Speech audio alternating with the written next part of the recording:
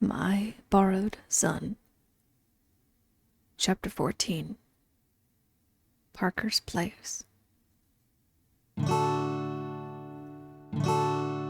the past 3 years, Parker had been a completely virtual student on a medical conditional pass signed off on by his pediatrician and his mom.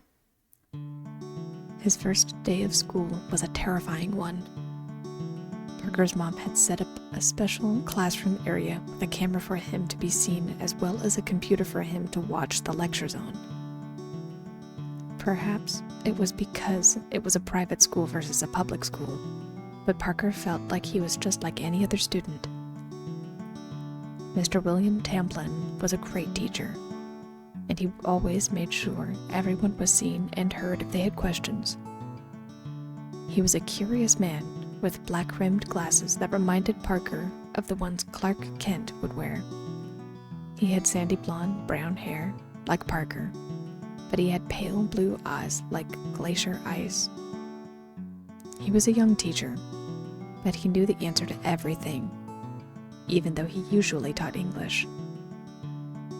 Parker's other teachers were nice, but they weren't the same as Mr. Tamplin. On that first day, Mr. Tamplin had Parker introduce himself and talk a little about what he liked and what he wanted to learn. All of the other teachers had Parker do the same thing as the camera and screen that represented him was shown to the class. Parker had never seen so many children his age before, and he was both excited and terrified. When he was in Mr. Tamplin's class, however, he felt safe, especially when it came to questions about why Parker couldn't come to class. That was another thing Parker liked about Mr. Tamplin. He, unlike the other teachers, didn't request that Parker explain anything about his condition. Parker and his mom went over the details in depth every day to make sure Parker didn't say too much. For whatever reason, Parker's mom seemed uneasy about Parker sharing the name of his condition and details about it. It was weird, but the small child figured that it was such a rare condition that not much was known about it, and that he wouldn't be able to answer the questions he would receive. So, Parker, if anyone asks, "I know, Mom. I just say that I have a special medical condition that is still being explored. It's not contagious, but it just makes me a little fragile, so I have to stay put at home until we find a better solution," recited Parker. It was the same thing he told everyone in his classes and to his teachers. There were a few who asked further questions when he was in private group study sessions, or if they had free chat time, and one of the kids came up and decided to talk to Parker. But Parker's responses were always the same, and so the topics were changed. Through his fall and spring of his first year, Parker made several friends. There was Bailey, a black-haired girl who loved to draw, and Billy, a kid who couldn't hold still to save his life. The three of them were fast friends because of their love for the same cartoons, and, with Amanda's permission, the three of them had phone calls and video chats outside of school hours. Neither of them seemed interested in Parker's condition, and for them, it was cool having a virtual friend. Sometimes they even called Parker the spaceman, pretending he was in some kind of protected facility that was doing research on Mars or whatever. In the end, it didn't matter. They had continued to be friends all through his classes, even as he excelled in nearly all of his subjects and jumped grades. Parker was good at making friends and learned quickly how to socialize without bringing up his special circumstances and condition. Now, for the first time, he was getting an actual birthday party. True, it was still virtual, for all of his friends to log in, but it was going to be the greatest thing ever. "Hey, Mom, I know it's a little early, But could I go ahead and log into Discord? Asked Parker as he tapped on the mouse. He was so close, tantalizingly so, to spending a great afternoon with his friends. The mouse danced across the screen over the camera image, highlighting it every time it traced over the icon. Amanda approached and looked at the camera and its placement in Parker's room. It looked like everything was set up to avoid showing too much about him and his room. The thought of someone seeing Parker for the size he was felt close. Too close. But she wanted to give Parker this birthday. He was 13 after all. She thought of the gifts she had prepared for him and hoped she was doing the right thing with it. Years passed, and now he was officially a teenager. The time really had gone by so fast. Sure, she replied after a moment. I don't see why not. If you have any problems with the program or camera, just let me know. And remember, about my condition and what we talked about, I remember. Mom, thanks! Parker clicked on the camera icon so fast that it made Amanda's head spin. She carefully tiptoed away and listened as Parker began calling out to his friends. The moment his mom gave the go-ahead, Parker saw that Billy and Bailey were already online and ready for him. He eagerly entered the Parker's Party channel he created and watched as his friends' faces flickered onto the screen. "Hey, spaceman!" greeted Billy. He leaned forward so his nose was blown out of proportion. The grin he had on his face was absolutely priceless. "Sup, man? How have you been?" asked Parker as he leaned back in his chair and stared at the camera, at his friends.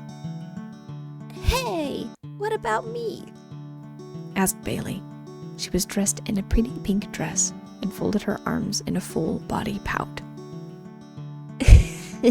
"Hey there to you too, Bailey," Parker said with a wave. "You guys are the first online. Any word from Spencer or Selena?" "No, not yet." Billy's connection garbled his response, but cleared up shortly after. "But you know them. Twins, dude. They'll be online together or never." "I'll hear you on that," Parker replied. Just then, Spencer and Selena's icon popped into the chat, followed shortly by 10 other friends Parker invited. The chat and the cameras were filled with cheering and kids talking over one another, creating jumbled connections and amusing breaks in conversation. Games began of Among Us, Speed Racer, and a few other odd ones that Parker was able to access on his device. After games and other discussions of the fun, nerdy things that they were watching or reading, they took a break to sing happy birthday and open the cards they all made for Parker. Because of his condition, Parker requested that his friends make cards for him so that they could send to him later. They were all hilarious. Parker was rolling on the ground laughing, as was everyone else, and they decided to have an impromptu competition for whose card was the best. Selena won, naturally. Her sketching abilities were unparalleled, and her use of humor was worthy of the Sunday funnies. The image was Parker in a spacesuit, hovering over planets with Mars in the background. It looked like he was outside of some big space station, and the caption read, "Come at me, bro." And underneath read, "I wanted to have a space-themed birthday party, but there was no one to plan it. Happy birthday, Parker." What really caught Parker's eye was the little heart next to Selena's name. "Wow, Selena, that one is fantastic," Parker complimented. "Aw, thanks, Parker. Thanks, guys," said Selena with a wink. For whatever reason, Parker felt his heart flutter and his insides flip when he saw Selena staring directly into the camera, right at him. It was like she was right there looking into his eyes. "Only the best for my bestie," What? Billy roared. Here's my bestie. I talked to him first, so he's my bestie, retorted Bailey. Can't you all be my besties? Asked Parker. Hours passed, and eventually, everyone was called away for dinner or some other activity. Parker waved his hand and wished his friends a great day, and all wished him a happy birthday. Finally, it was just Bailey and Selena left. Well, Parker, I hope you had a great birthday, said Bailey. And don't worry, I'll be sending you my card ASAP. Yeah, same here, chimed in Selena. The look the two of them gave one another made Parker's hair stand on end. It was like there was some unspoken rivalry between the two of them that, for one reason or another, involved him. Parker wasn't sure really what was going on, but he didn't want to get in the middle of it. There was that instinct in him to back away slowly and hide under something big and tall, but Parker held his ground and swallowed his apprehension, addressing his friends. Well, I can't wait to get them, said Parker. He stared into the faces of his friends for a little while longer before Bailey's mom could be heard in the background calling for her. She huffed dramatically and leaned forward. You'll be getting mine first, so message me as soon as you get it, okay? Talk to you soon, Parker. Bye, said Bailey as she disconnected. Parker looked back at Selena, now realizing she was staring right at him. Her cheeks were a little rosy, and the light hit her eyes in a way that made Parker's insides flip. He swallowed dryly, but Selena spoke first. I'll be sending mine first, but I wanted to ask if it's okay if I post it on my Tumblr account before I do? I just want it to be just for you, but it would be good for my portfolio. I'm applying to the visual arts program and want to get some traction, Selena requested. Parker nodded, but a curiosity tugged at his mind. Sure, I don't have a problem with that, but what's Tumblr? Asked Parker. What? I'm surprised you don't have one for your writing and everything, Selena replied. It's just a place online for you to submit your stories, poetry, art, and all of that stuff. You should totally make one. I'll be your first follower. Parker hadn't really thought about publishing his scribblings. Mr. Tamplin was always complimentary of his work, encouraging him to do more. And his other writing teachers and tutors said he had a gift for the written word. Maybe it was worth a shot. At the very least, it would give him a chance to make more friends. Sure. I mean, I have to double check with my mom and everything. But I'll send you the link if I get one. Sound good?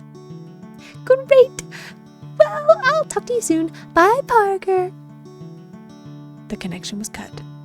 And, once again, Parker was left alone in his room, his camera being the only one facing him. He stared at the lens and had his own reflection in the shaped glass. He wasn't sure why, but it made him feel the slightest bit lonely.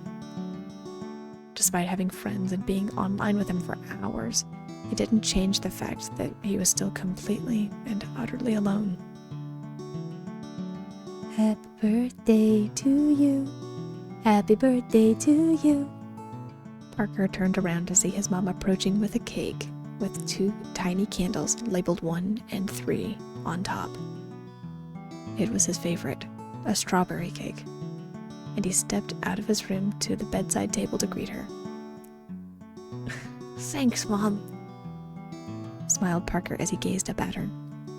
She balanced his cake, which was about as big as his torso, on the tips of her fingers as she smiled at him.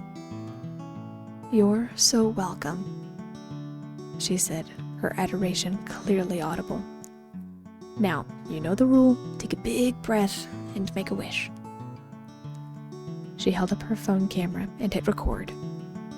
Parker took a few deep breaths, unsure of what to wish for, and stared at the melting wax as it dripped down the edge of the candle. What did he want? What did he desire? He had friends and time at school.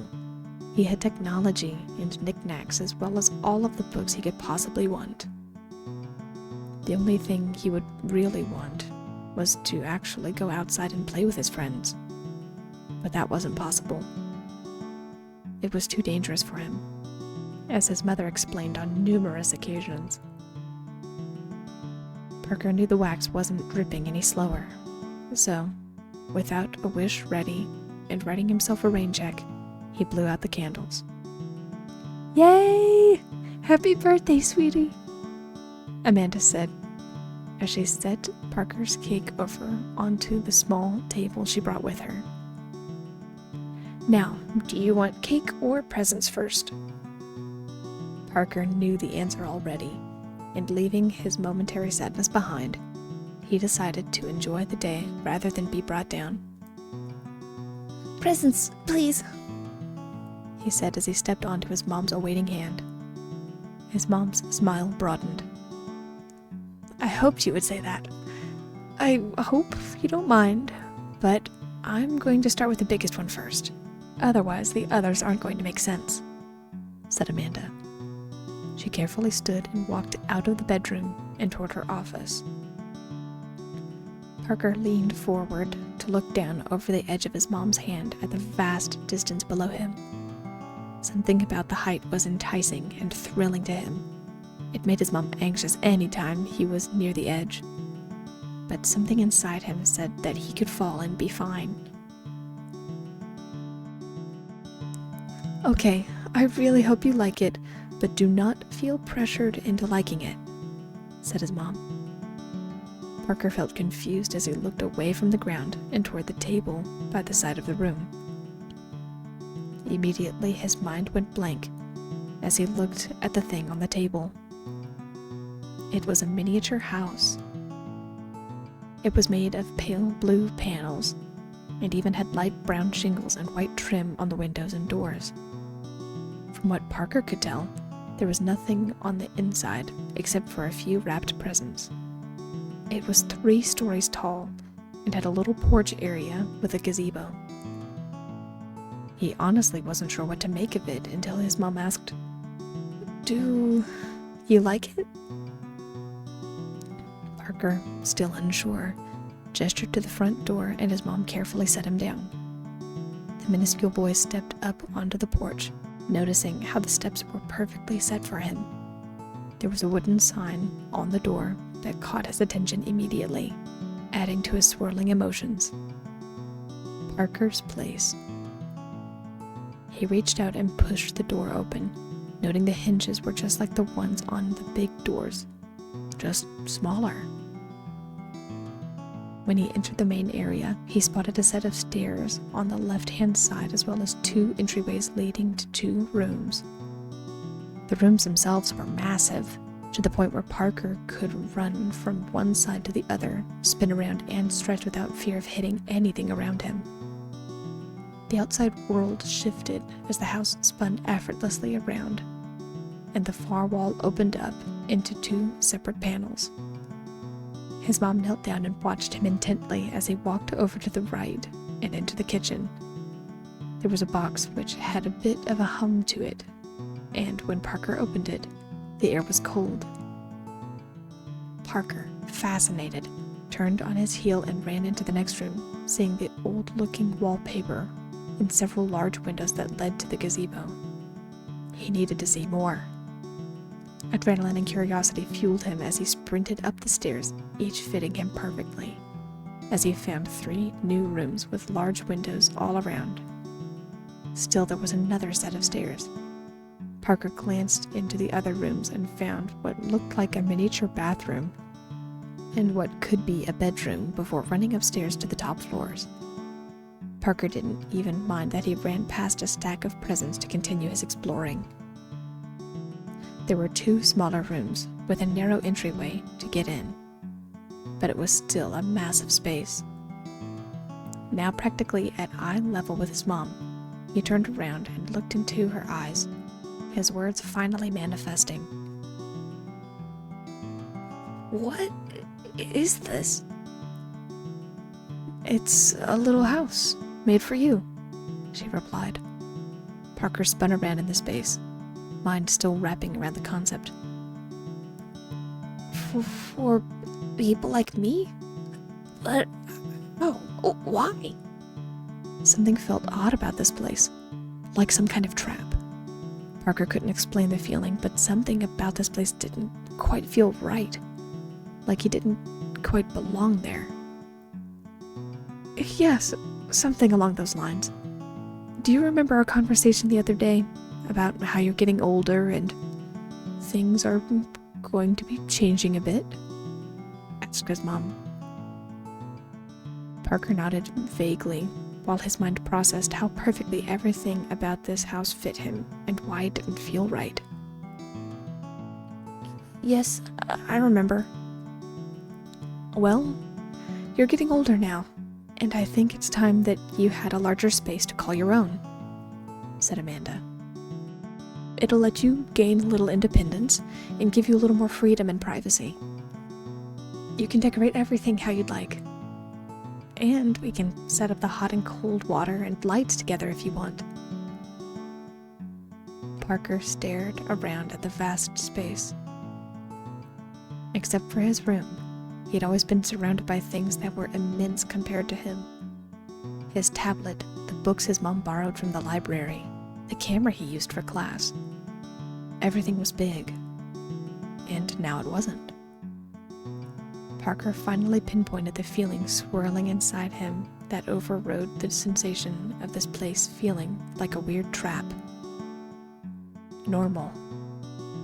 He had always felt normal, but now the world around him felt like it fit him. "Parker?" His mom's voice pulled him back to the moment. "Do you like it? Remember, you can say no. I just thought..." "I love it." Amanda couldn't be more relieved. She had been holding her breath the entire time Parker explored the dollhouse she purchased online for him. It was a miracle he didn't find it sooner. But thankfully, she had only had it for a few days. Dragging the package through to her office while Parker was in class was her saving grace. Now, seeing the smile spreading across his face, it made it all worth it. Yes, she felt an immense guilt for buying a dollhouse, when Parker obviously was a person, but keeping him in a shoebox on her bedside table felt wrong now that he was officially a teenager. "You really like it?" asked Amanda, her voice choking up as she looked into those thoughtful brown orbs belonging to her son. "Yeah, this place is sweet. I mean, it kind of has a weird smell and we'll need some stuff, but I've got so many cool places to go now. I can have a library and a book area over on the gazebo in that side room. Bedroom is above that.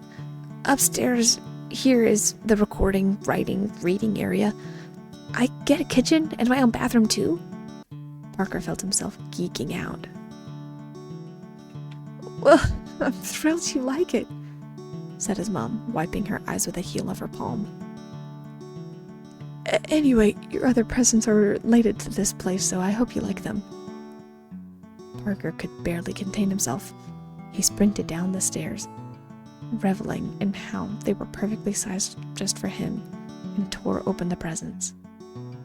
Some of them were games he had wanted to buy, and the others were gift cards. One gift card was from a place called Tay Models that really intrigued him. "It's an independent company that makes furniture and accessories for people like you," replied Amanda. A pang of guilt hit her, but she disguised it behind a smile. Tay Models came up during a search for dollhouse accessories and furniture, but nothing on the website indicated that it was meant for toys and dolls that were Parker's size. It was the best solution she could come up with without telling Parker more about the condition she had fabricated to keep him, both of them, safe. No way! Parker was overjoyed and eagerly leapt down out of the dollhouse and onto the table to hug his mom's fingers. Thanks, Mom. When can we start working on the water and motors and lights? Amanda swallowed hard and nodded. Today, if you want. Parker beamed at her and nodded. Yes, please. And, Mama, could I sleep in here tonight? Move some of my things in here?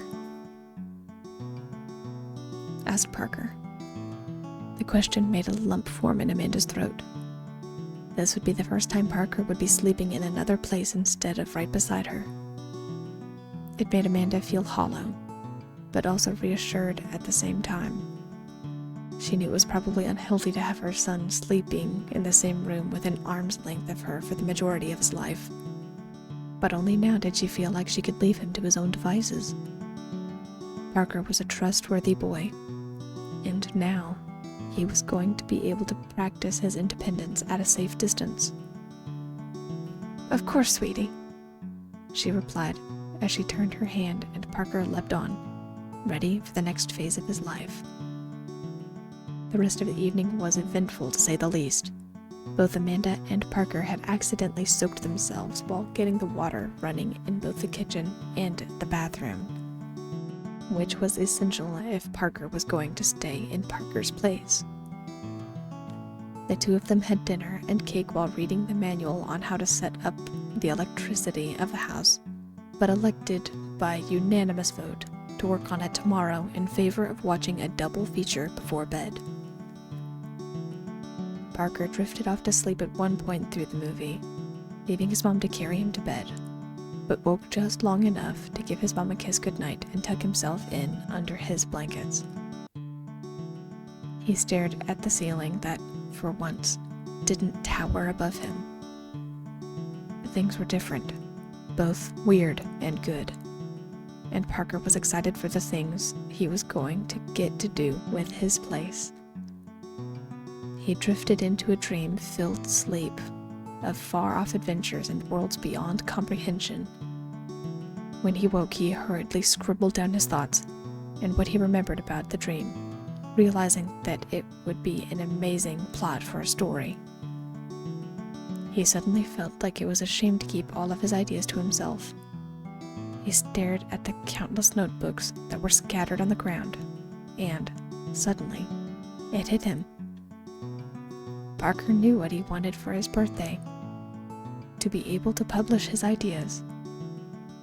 So, as he stood and stretched, one of his objectives of the day became crystal clear.